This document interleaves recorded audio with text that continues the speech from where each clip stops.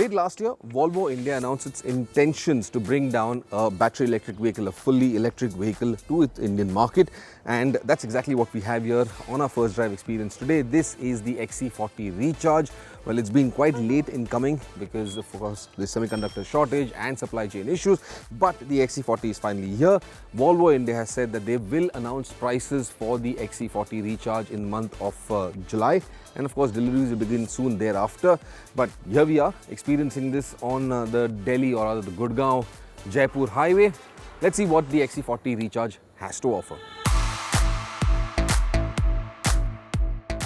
The XC40 Recharge's platform, of course, is a little longer than the standard ICE powered XC40. It's about 15 mm longer, and this is to accommodate the battery pack. However, the XC40 is also about 500 kilos heavier because of that same battery pack compared to the internal combustion engine XC40, its petrol counterpart. 2.2 tons, or rather 2,200 kilos, that's essentially the curb weight of the XC40, which makes it fairly heavy. Nonetheless, at about 4.4 meters, this is a fairly compact SUV with a fairly compact wheelbase, and that essentially gives you great ergonomics, gives you good dynamic abilities, which I will come to in a little while. The XC40 Recharge uses a 78 kilowatt hour battery pack that's placed again in the floor pan like most conventional electric vehicles. Volvo claims a range in excess of about 420 kilometers as per WLTP cycles, but in real world conditions and from what we've seen, I can expect a range of about 300 to 350 kilometers in Indian conditions, which isn't bad at all. It's pretty impressive for an SUV of this order. The Volvo XC40 Recharge has a peak output of 408 horsepower, combining two 204 horsepower electric motors. Each of these motors controls the front and rear axles respectively, giving the XC40 Recharge permanent all-wheel drive. Torque is a massive 660 Newton meters. This gives it blistering pace. 0 to 100 kilometers per hour coming in just under 5 seconds. On most other luxury EVs, you do get a lot of information on the screen, on the instrumentation screen right behind the steering wheel. But Volvo's kept it fairly simple. You can see the state of charge. Currently, I've got about 70% of battery left. However, it won't tell you the range, nor does it show you what exactly is happening within the system. Now, to access or to understand range, you essentially go back into the multi-information display, and you've got an app that's a range assistant, and effectively that tells you a host of information, that gives you a host of information. Range is one of them, the amount of battery or the charge being consumed to power those two motors. It also gives you, well, driver assistance features such as explaining to you what your driving style is like. Volvo claims that the XC40 Recharge can be charged at a DC charging station with the charging speeds up to about 150 kilowatts.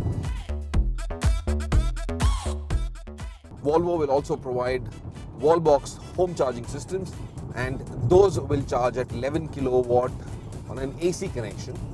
With that charger, of course, it will take you about 7.5 to 8 hours to get a full charge. The XC40 Recharge, well, it uses an independent suspension system with McPherson struts at the front end with coil springs and a multi-link axle at the rear. The ride quality is quite impressive, but we are on the Gurgaon-Neemrana highway. We're driving to Neemrana, and this is a fairly smooth highway. And the XC40 Recharge, well, it absorbs all surface imperfections quite impressively. Nonetheless, you do know that the ride quality is stiff, typically European for that matter, but what you get in return as well as a benefit, of course, is fantastic dynamics.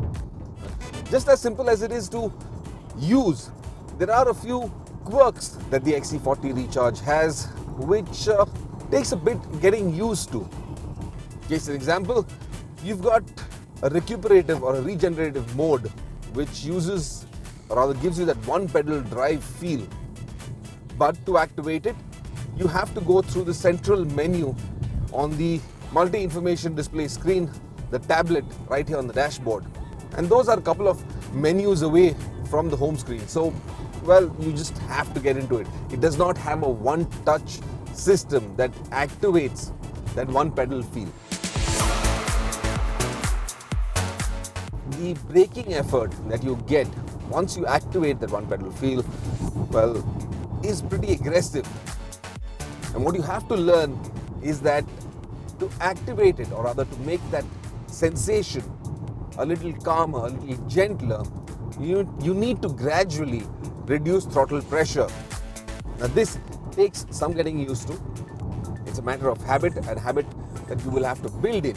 But without multiple level regenerative action like you get in, let's say, the Audi e-tron, it can be initially a little uncomfortable.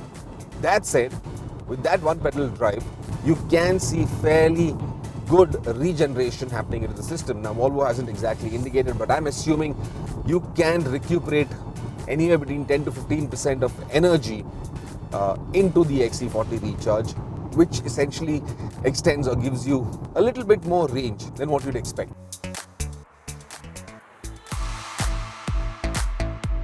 The XC40 Recharge also comes with a full suite of connected technologies, and this, like some of Volvo's other SUVs, the XC60 or the S90, well, it uses Google services. So you get a complete array of Google services, which means you can access applications like Spotify and various other functions as well for entertainment or for information purposes. Now it's got advanced driver assistance systems, you've got lane keep assist, and you've got adaptive cruise control, ABS, ESP, traction control, multiple airbags, and of course hill descent control as well.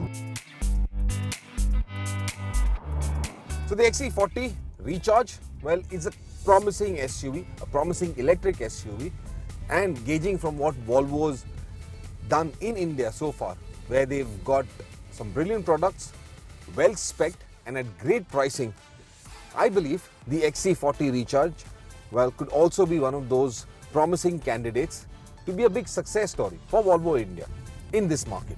However, that price announcement is still a few months away. Nonetheless, I'm quite excited. I think this is a great showcase of what the future holds in store for luxury premium SUVs. It is definitely another success story in the making.